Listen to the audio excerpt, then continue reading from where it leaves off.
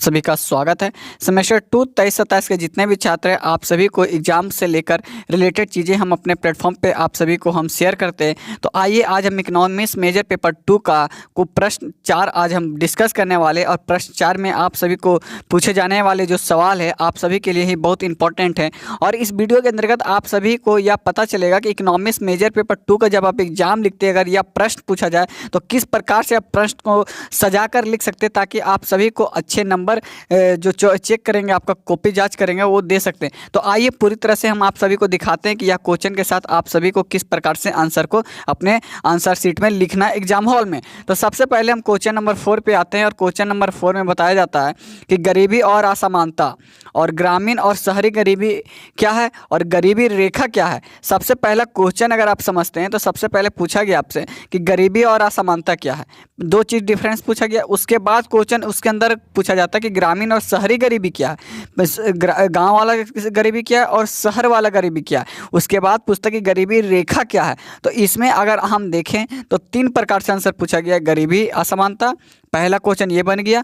दूसरा क्वेश्चन आपका ग्रामीण और शहरी बन गया, और गरीबी रेखा बन गया। तो 3 क्वेश्चन इसके अंतर्गत पूछा गया। तीनों को पूरी तरह से डिस्कस करते हुए आप सभी के बीच में किस प्रकार से इसका आंसर आप लिखेंगे, आइए देखते हैं। और असमानता पहले डिस्कस करेंगे। तो गरीबी, ये पहला पॉइंट है। तो गरीबी, ग्रामीण और शहरी गरीबी क्या है और गरीबी रेखा, 3 प्रश्न हमारा पूछा गया है। तो चलिए सबसे पहले हम गरीबी और असमानता पे ध्यान देंगे। गरीबी और असमानता तो ऐसे मुद्दे हैं जो दुनिया भर के देशों के लिए एक बड़ी चुनौती बनी हुई है, ठीक है। उसके बाद आपको लिखना है भारत भी इससे अछूता नहीं है, मतलब कि भारत भी इसके अंतर्गत आते हैं। गरीबी और असमानता का सीधा असर लोगों के जीवन स्तर पर पड़ता है, स्वास्थ्य पर पड़ता है, शिक्षा पर पड़ता है और समाज के समग्र विकास पर पड़ता है। अगर गरीबी देखें और असमानता देखें तो आपको सबसे पहले ध्यान में क्या होगा, सीधा कि लोग गरीब हैं, लोग में असमानता है, जीवन उसका खराब चल रहा है। जो गरीब है वो अपना स्वास्थ्य ठीक नहीं कर पाते, शिक्षा ठीक नहीं कर पाते हैं, समाज में उनको इज्जत नहीं दी जाती है। तो सबसे बड़ा प्रभाव किस पे पड़ गया, आप समझ गए, इंसान पे। उसके बाद बोलता है ग्रामीण और शहरी गरीबी में अंतर क्या है। अगर दोस्तों इतना आप नहीं लिखना, ये तो हमने एक छोटा सा गरीबी और असमानता का लिखा है। अगर इससे और भी आप डिफाइन लंबा लिखना चाहते हैं तो आप अपने भाषा के अनुसार आप लिख सकते हैं, लेकिन हम इतना लिखेंगे ताकि आपको सटीक आंसर मिल जाए। ये आप इतना लिखिए या 2-4 लाइन और बढ़ा के आप लिख सकते हैं अपने हिसाब से, ठीक है। उसके बाद ग्रामीण और शहरी गरीबी में अंतर क्या है, ठीक है। अब हम आते हैं गरीबी, और यहाँ पे आपको पॉइंट देना है, यहाँ पॉइंट हमारे मिस्टेक हो गया। ग्रामीण और शहरी गरीबी के में अंतर क्या है। तो सबसे पहले आप सभी को डिस्कस क्या करना होगा, गरीबी, ग्रामीण गरीबी क्या है। तो ग्रामीण गरीबी के लिए आपको हम बता दें, यह मुख्य रूप से कृषि पर निर्भर रहता है। आप सभी को मालूम है कि ग्रामीण में हमेशा लोग जो रहते हैं वो हमेशा किसानी रहते हैं, और किसान किस पर निर्भर रहेंगे, खेती पर निर्भर रहेंगे। सिंचाई का अभाव रहता है, कृषि उत्पाद में कम दाम है, रोजगार की समिति का अवसर है, और बुनियादी सुविधाएं की कमी के कारण होती है, ठीक है। यह ग्रामीण क्षेत्र के। तो इसके अंतर्गत आप 5 पॉइंट बना सकते हैं। सिंचाई को लेकर, सिंचाई में क्या कमी है, उत्पाद कृषि क्या है, या 1 पॉइंट लिख सकते हैं कृषि उत्पादों के कम दाम के कारण। तो कम दाम क्यों दिया जाता है, क्योंकि किसान को पता नहीं रहता कि कृषि वहाँ पे उत्पादन क्या रेट चल रही है मार्केट का। और इस तरह से आप दूसरा पॉइंट लिख सकते हैं, इसके अंदर लिखना है, हमने ये शॉर्ट में लिखा है। और रोजगार की समिति अवसर, ग्रामीण क्षेत्र में रोजगार की समस्या है, ये तीसरा पॉइंट हो जाएगा। और बुनियादी सुविधा की कमी भी कारण होती है, ये चौथा पॉइंट करके आप यहाँ ग्रामीण क्षेत्र में 4 पॉइंट आप लिख सकते हैं। शहरी गरीबी के अंतर्गत हम आते हैं। तो शहरी गरीबी किस प्रकार से है, तो शहरी गरीबी में आप सबसे पहला पॉइंट करके लिख सकते हैं क्या, या बेरोजगारी, कम वेतन, महंगाई, झुग्गियाँ में रहने वाली की स्थितियाँ, स्वस्थ सुविधाएं का अभाव और अपराध जैसी समस्या से जुड़ी होती है। तो ये सारे पॉइंट बनाकर आप क्या कर सकते हैं, 5 पॉइंट बनाकर शहरी गरीबी को दर्शा सकते हैं। ये हमारा शॉर्ट आंसर हो गया। अब आइए गरीबी रेखा क्या है। तो गरीबी रेखा में अगर हम बात करें तो गरीबी रेखा एक ऐसा स्तर है जिसके नीचे रहने वाले लोगों को गरीब माना जाता है। यह व्यक्ति या परिवार के आय या खर्चा का आधार पर निर्भर करती है। गरीबी रेखा का उपयोग यह जानने के लिए किया जाता है कि कितने लोग गरीबी में जी रहे हैं, और सरकार की गरीबी उन्मूलन की नीतियां की प्रभावशीलता का आकलन करने के लिए भी ये है, ठीक है। उसके बाद बोलता है ये तो हमारा गरीबी रेखा हो गया। गरीबी रेखा बहुत कुछ लिख सकते हैं कि गरीबी रेखा वह रेखा है जो अपने वेतन से अपने परिवार को भी भरण पोषण नहीं कर पाते, वह गरीबी रेखा में आते हैं। गरीबी रेखा में आप क्या दर्शा सकते हैं, जिनके पास राशन कार्ड होता है वह भी गरीबी रेखा के नीचे आते हैं। तो इस तरह से अपने अनुसार भी आप 2-4 पॉइंट अपने अनुसार लिख सकते हैं, जिनके पास नॉलेज होंगे। बाकी जिनके पास नहीं है, जो हमने आप दिखाया, आप ये चीज़ जाकर छाप दीजिए एग्जाम में। गरीबी और असमानता के कारण क्या होंगे। अब देखिए, गरीबी है तो असमानता, उनका कारण तो होना फैक्टर, तो यहाँ से आपको पॉइंट देना है और लिखना है। आर्थिक असमानता, तो आर्थिक असमानता क्या है, कुछ लोगों के पास बहुत अधिक धन होता है, आप सभी को पता है, जबकि अन्य के पास बहुत कम होता है या कुछ भी नहीं होता। वह क्या आ गए, आर्थिक असमानता में आ गए या गरीबी रेखा में आ गए। ठीक है। सामाजिक असमानता, नीति, लिंग, धर्म और क्षेत्रीय असमानता गरीबी रेखा को बढ़ावा देते हैं। जैसे कि जाति में ले लीजिए, लिंग में ले लीजिए, धर्म में ले लीजिए, क्षेत्रीय में ले लीजिए, तो आपको गरीबी रेखा को देखने को मिलेगा कि यह वह जाति है तो वह गरीब है, वह लिंग है तो गरीब है, वह धर्म है तो गरीब है, वह क्षेत्र है तो वो असमानता है। मतलब एक दूसरे को चेंज करते हैं, एक दूसरे को अलग करते हैं, भाग में बांट देते हैं। ठीक है। फिर शिक्षा का अभाव, जिनके पास नॉलेज नहीं होता, एजुकेशन नहीं होता, आप सभी को पता है, जिन व्यक्ति के पास शिक्षा नहीं हुआ उसके कारण भी क्या है, गरीबी है।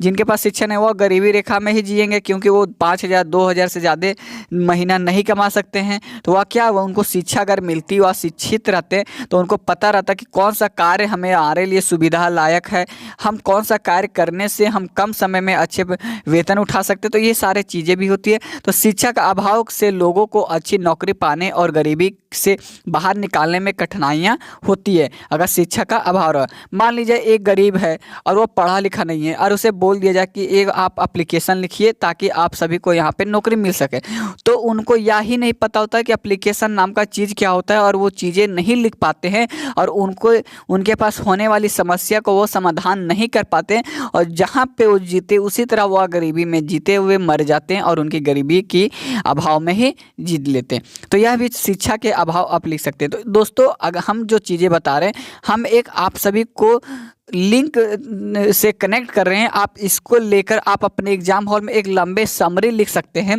तो आपको ध्यान क्या देना है कि यह पॉइंट जो बताया जा रहा है इस पे आपको निर्भर रहना है कि शिक्षा का अभाव। तो शिक्षा का अभाव जैसे आपके माइंड में आता है, तो आप शिक्षा के अभाव से क्या कमी होती है अपने को लेकर आप लिख सकते हैं कि अगर हमें शिक्षा नहीं मिलती तो हम क्या क्या चीज़ें को छोड़ सकते हैं, छूट सकती है, हमें जो अपॉर्चुनिटी हमें मिल सकती है नौकरी में, वो नौकरी नहीं मिल सकती। तो ये सारे चीज़ें आप लिख सकते हैं शिक्षा का अभाव में। तो आपको क्या समझेंगे, जो कॉपी जांच करेंगे वह समझेंगे नहीं ये पॉइंट तो लिखे, लेकिन ये जो चीज़ें लिख रही है ये अपने अनुसार, मतलब कि यार इन्होंने क्लास को अटेंड किया है और अच्छे तरीके से बुक को इन्होंने समझा, ताकि अपने दैनिक जीवन में होने वाली समस्या को यह दर्शा रहे। तो इस तरह से आपको अच्छे अंक आने की एक उम्मीद होती है। ठीक है। अब स्वास्थ्य सुविधा का अभाव, देखिए जो गरीबी है और असमानता उससे स्वास्थ्य पे तो होगा। मान लीजिए एक गरीब, अगर मान लीजिए एक गरीब है, अगर उसका बीमारी बहुत बड़ा है और उसके पास आर्थिक सुविधा नहीं है, तो वो क्या होंगे, सरकारी अस्पताल जाएंगे। जब सरकारी अस्पताल जाते हैं तो वहाँ पे उनको इलाज सही नहीं मिलता है, तो वह क्या होता है, उसी तरह उनको वही जीवन में वह मर जाते हैं। तो स्वास्थ्य के लिए भी वह एक कम होता है। तो खराब स्वास्थ्य लोगों को कम करने से रोकता है और गरीबी में ढकेलता जाता है। मान लीजिए आप बहुत अमीर थे, मान लीजिए आप मिडिल क्लास में थे, आपके पास इनकम आपका 5 लाख था और आप बीमार पड़े, और आप ही अकेला कमाने वाले हैं, और आप जब बीमार पड़ जाते तो आपके पूरे परिवार बीमार पड़ जाते, क्योंकि आपका मेन सोर्स ऑफ इनकम जो होता है आप ही थे। तो आप ही जब आपका स्वास्थ्य बिगड़ जाता है तो आप क्या करते हैं, अपने परिवार को भी साथ साथ में गरीबी ले आते। जैसे कि आपको अगल बगल में देखने को मिलता है कि मान लीजिए वो बगल वाले हमारे इंसान अमीर थे और कुछ कारणवश से बीमार पड़े, बीमार में उनका मान लीजिए 10 लाख 15 लाख रुपये खर्चा हो गया। जब खर्चा हुआ तो उनके पास आर्थिक स्थिति जो जमा पूंजी थी वो तो हिल गया, उनका तो खत्म हो गया। अब वो क्या करेंगे, फिर से जीरो से स्टार्ट करेंगे। जब जीरो से स्टार्ट करेंगे तो वह गरीबी रेखा की ओर में पड़ जाते हैं। तो यह भी स्वास्थ्य की सुविधा का अभाव होते हैं। दोस्तों ये चीज़ें आप लिख सकते हैं। फिर बुनियादी सुविधा का अभाव किस प्रकार से होता है, तो आप बुनियादी सुविधाओं का अभाव कैसे देखते हैं। बुनियादी में क्या आ जाता है, बिजली आता है। अगर आपके पास बिजली नहीं मिल रहा है, पानी नहीं मिल रहा है, सड़क नहीं मिल रहा है, जैसे असुविधाएं ग्रामीण क्षेत्रों और गरीबी एक प्रमुख कारण कारण भी होता है। मान लीजिए जब एक गांव में है या एक गांव है, इस गांव में ना ही पानी बिजली है, ना ही पानी है, ना ही सड़क है, तो आप जो क्षेत्र में हैं आप वहाँ पे क्या कीजिएगा, आप वही जीवन जीजिएगा ना, आप बिना बिजली का वहाँ पे जीवन जीजिएगा, पानी बिना आप रहिएगा, सड़क नहीं है तो आपको आने जाने में भी दिक्कत होगी। तो ये चीज़ें आपको ध्यान रखनी है कि ये चीज़ें भी होती है। बुनियादी में आपको क्या बुनियादी, आप घर का पूछ ले तो बुनियादी क्या, घर का ज़मीन है, ज़मीन ही सही नहीं रहेगा तो आप किस प्रकार से खड़े होंगे, तो ये भी बुनियादी सुविधा का अभाव। तो इस प्रकार से आप अपने मन से भी बहुत सारे पॉइंट बना सकते हैं दोस्तों।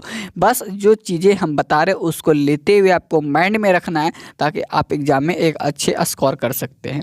चलिए अब हम आते हैं गरीबी और असमानता के प्रभाव। अब देखिए गरीबी हुआ और असमानता हुआ तो उसका प्रभाव भी तो पड़ा, मतलब यहाँ पानी पड़ा, यहाँ पानी पड़ने के बाद इसका प्रभाव तो रहता है कि यहाँ पूरी ठंडी आ गया या पूरा गीला कर दिया